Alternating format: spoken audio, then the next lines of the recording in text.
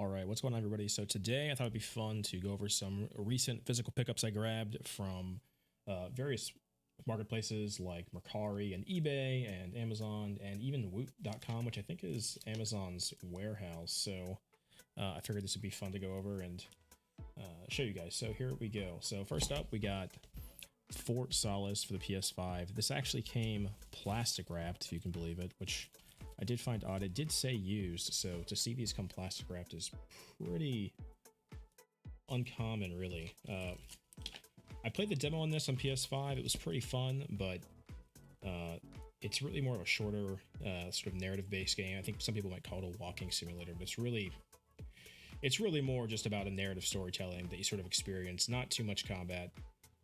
It's got what's his name? The voice actor for Arthur Morgan, I think his name's Robert Clark. He is voicing the main protagonist in this, so a pretty interesting game, and obviously Troy Baker's in there as well. So $15, really can't beat it. I think this was originally $40 on Amazon, or $40 new. So here's number one. Number two is a game I actually recently platinumed. This is Final Fantasy VII Remake for the PS4. So funny thing about platinuming that game, you have to get all 9 dresses for Cloud and Aerith by replaying, I want to say 3 different chapters based on different dialogue options and actions you take. So not exactly the most fun trophy to get. In fact, I think that was the one I did last. One of the last ones I did, because it took me pretty long to sort of stumble my way through those. But again, great pickup to have, and for PS4 with Rebirth coming out so soon, I thought, I really should own all 3 of what will be the remake trilogy on physical. So. And this did come with 2 discs, which is great.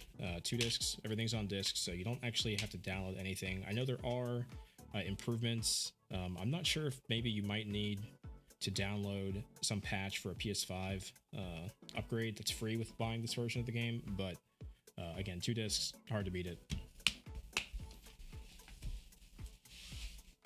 All right, next up is a pretty topical game. So we've got Spec Ops: The Line Premium Edition for PS3. I'm sure many of you probably saw recently that the licensing for the music for this game expired, and so it required 2K to remove the game from storefronts. So I saw this tweet go out probably the night before this news broke from Wario, noticing the oddity that this game was being delisted, and I thought, well, I really should grab it on physical if I can. I really don't want to be left out in the cold if this thing sort of becomes unavailable digitally. And sure enough, if you check eBay, this game jumped from about $20, which is what I paid for this, to I want to say $50 sales was the lower ones. I know there's probably still people selling it for around 20 to 30, so you can still get this game for pretty cheap, but not something I wanted to wait on and find out the hard way. So this was through Mercari, and you'll notice, with buying some of these games, sometimes you get things like the insert has these sort of flayed ends here. Nothing you can really do about that. There's also a little mark here towards the bottom you can kind of see right there if I shine the light on it. Some games they get damaged in transit. That's kind of how it goes. But this game really did have a lot going for it and really became sort of a cult classic after the story was sort of more well understood by the general public with regards to how impactful it was emotionally. A lot of hard choices you make in the game, and it really setting the tone for what I think might become more mature games after this sort of PS3, Xbox 360 generation, which I know we saw a lot of PS4. Okay, moving on. We got Immortals Phoenix Rising for PS4. Great game. I think I've played only maybe a few hours of it, which is sort of in my backlog as it were, but very much Ubisoft's attempt at a Breath of the Wild style platformer / sort of adventure game. Love the art style, love the mechanics. It really does take a lot from Breath of the Wild, so I think if you really enjoyed those games on the Nintendo Switch or on the Wii U, then this kind of game might speak to you pretty well. I want to say I got this for about $8.50. It really was pretty cheap. This was actually from GameStop, believe it or not. It didn't really come with anything though. It's got this little insert for, what is this? A Tale of Fire and Lightning. I imagine this is like a quest that you can sort of grab, but and obviously an advertisement for the season pass, so nothing too crazy. But for $8.50, I figured buying this physically, hard to beat. All right, moving on, we've got Control. So this was only $5, if you can believe it, from GameStop. Pretty old game, at least by today's standards, but wonderful sort of pseudo Metroidvania third-person action game from Remedy. I recently, purchased and platinum Alan Wake 2 back last October, and so I felt, acquiring their games physically might be something I want to do. Which brings me into the next one also, which is Alan Wake Remastered. Great port. You can see here the copy I got from GameStop. Not the best. The package this came in was punctured, unfortunately. So nothing I can really do about that besides try to buy a secondhand insert to fix this. And also maybe do a case rehab, which I certainly have more than enough PS4 cases lying around I could do that for. But it's on disc. It works. So it's kind of hard not to be at least happy with the fact that I own the game on disc.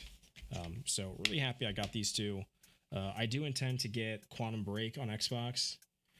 That's another game I haven't actually played it, but after playing Alan Wake 1, Control, and then Alan Wake 2, all in the span of about a month last October, I really felt like I should really go and own all of Remedy's sort of physical output for games. I'm hoping that Max Payne 1 and 2 remake sort of have some kind of physical option. I would really love to own those two on physical as well. Same with Control too, but this sort of thing to do with Epic with regards to like selling digitally only.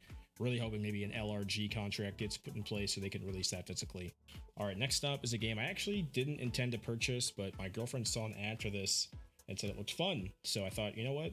Why not? So this is Suicide Squad for the PS5.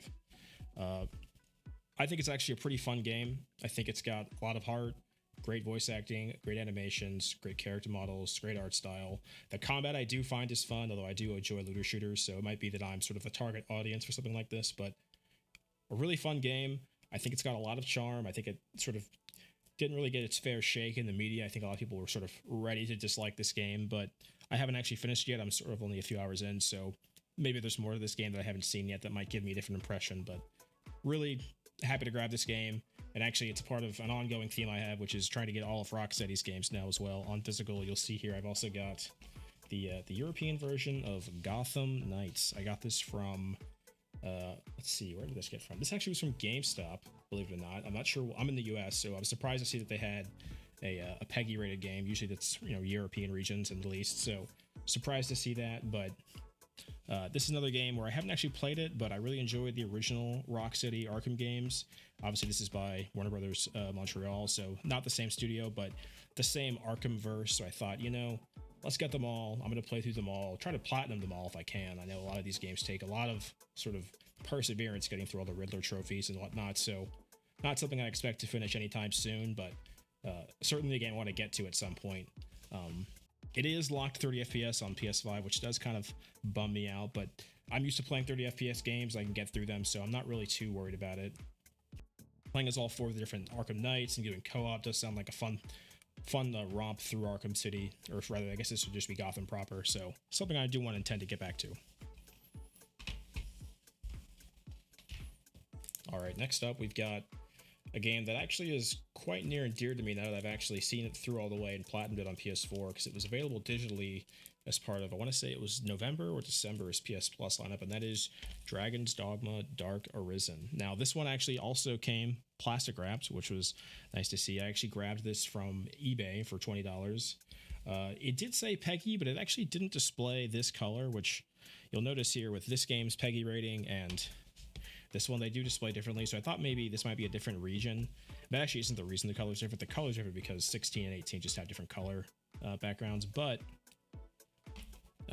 something interesting about this copy of the game is that it actually is the sort of Middle Eastern African region variant of the game. I'm not sure if it will show on here exactly. You should see it somewhere. You can see the language right there, and then yeah, right here, Middle East and Africa only. So this was actually the sort of Middle Eastern African region licensed physical copy of the game. So I'm not too worried about that. I don't obviously speak any of those languages, but I thought it'd be great to own the game physically, and I already have platinumed it, so it's really not about me experiencing the game again, more so about just having it on disc. I think having these games physically is going to be more and more valuable going forward, so I want to sort of build out my collection if it were. So great game. Also something to note, You may not notice this, but with plastic wrapped games in the US, you don't always see this sort of it's hard to see. I can get this on camera right there. This sort of band around the plastic wrap that says PS4. You don't typically see that in the US. I've seen this only on plastic wrapped copies of games in the sort of European and other regions. So just something to notice, some quirk to sort of look out for if you ever decide you want to buy physical games and you care about that kind of stuff. A game I didn't actually intend to buy this day, but I thought, I've heard things about it. It looks like a fun game, and for $8.50, it really can't be that much of an L to take if I get it and don't like it. And that is Godfall from Counterplay Games. Gearbox Publishing, obviously. I really want to give this game its fair shake. It does look fun. It does have a very flashy art style, which I do find interesting. I do find it artistically appealing. A PS5 launch game, obviously, though this game didn't really do well at launch, so that's probably why it was so cheap for me to grab from GameStop. So I figured for $8.50, why not?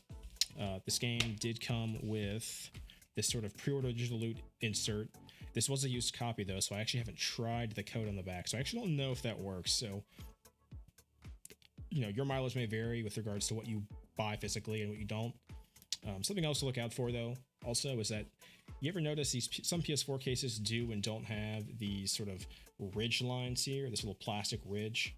If you ever see a case without one of these ridges, that is a sort of replacement non-official PlayStation case. Now, nobody really cares about that kind of stuff, I don't think, as far as like when you sell or buy physical games, but just something to look out for if you feel like you care for that stuff. I know some people who collect physical games want to own the original box that it came in, so, or at least an original official PS4 box. So if you do care about that kind of stuff, look out for something like that where this ridge may not be there, this plastic ridge on both the top and bottom. All right, second to last, we've got Observer for the PS4. Now, I'm not really into survival horror, and this isn't necessarily a survival horror game, though it is from Bloober Team, who is doing the new Silent Hill remake for PS5. I bought this game because I do sort of like the cyberpunk aesthetic, and also it has that actor from the original Blade Runner. I can't remember what his name is. He plays the main antagonist of that movie. He's in this game. But the other reason I actually bought this game is I recently did acquire a PS Vita, and this does have some kind of interconnectivity with PS Vita, as you can see right there. Now, usually what this means is that if you connect your PS Vita to your PS4 system and you play the game at the same time, the PS Vita will have some kind of information displayed as like a second screen, almost like the bottom screen of a DS, if you ever played the original DS. So I thought it'd be cool to be able to have that functionality with the game and see what that was like. So this is something I'm interested to get to once I have the time to get through that. Though my backlog is pretty deep, and again, with games like Final Fantasy Rebirth coming out in, just under 11-ish days, and Dragon's Dogma 2 coming out, I really don't know if I'll have time to get to this anytime soon, but a cool game, and again, physically being able to grab this, I'm really glad to get it. Also comes with the PS5 upgrade for free, which is awesome. I love when games do that, where you sort of don't have to buy sort of an upgrade or buy two different entitlements for it. It's really tied to your license on disc, so glad to have that. This did not come with any manuals, it just came with the disc, so pretty standard for buying physical games used from GameStop, so don't expect too many sort of manuals or inserts. Not that really companies really do that anymore. They don't really make manuals like they used to, those thick manuals that actually had some kind of useful information on them. All right, and last but not least is Titanfall 2, an FPS near and dear to my heart. I actually have acquired all the trophies in this game in two different variants of the game, once on PC on EA's Origin back when it first came out, and then again on PS4. I really loved this game, praying we get a sequel like everybody else is, though I'm not so sure that will ever happen given EA's focus on Apex. I really feel like anything sort of tangentially related to this universe is probably going to sort of see a pass into Apex at some point and try to find ways they can integrate that kind of stuff into Apex, and they're making plenty of money there, so not a lot of hope for a Titanfall sequel, but hoping like everybody else that somehow, some way this materializes. I know there's a lot of demand online, but this game didn't really sell well when it first came out. It was smack dab in the middle of Battlefield 1 and I believe it was Infinite Warfare at the time from Call of Duty, so this game was essentially sent out to die, if you will, by EA no chance it was going to have, great sales, at least in the beginning. I'm sure it has had a great long tail now, but not enough to really probably justify a third game in the trilogy, and really hoping that maybe one day that changes. That's going to do it for me. Thanks again for watching, and I will see you in the next one.